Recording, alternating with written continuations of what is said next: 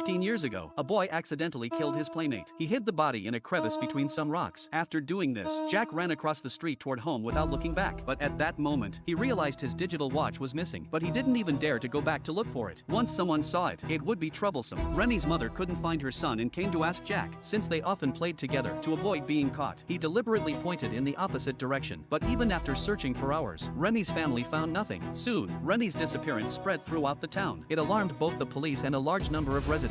Television stations repeatedly broadcast missing person notices. Jack's mother assumed her son was worried about Remy, unaware that he was the cause of it all. Yet the thing Jack feared most was about to happen. The next day, the police brought him in for questioning. Despite the intense interrogation, Jack remained calm, claiming he only saw Remy pass by his house and knew nothing else. Seeing no useful leads, the police organized a thorough search of the town and surrounding areas. Still, they found nothing. The third day was the annual Christmas Eve. Town residents gathered in the church to sing and pray, but Remy's father sat silently in the corner. Eventually, his suppressed grief finally erupted. Et mon fils à moi, alors, il compte pour rien. C'est vrai quoi. Mon gosse a disparu depuis 2 jours. Et au lieu d'aller le chercher, on va chanter des cantiques. Personne sait où il est, je l'ai cherché partout. Enfin merde! Mon petit Rémi a disparu. Et on dirait qu'on fait rien. La police, ils disent qu'il s'est peut-être perdu, mais il paraît qu'une battue, ça peut pas se faire avant 2 jours. On me raconte que c'est dur à organiser, vous vous rendez compte? Vous vous rendez compte? C'est aujourd'hui qu'il faut y aller.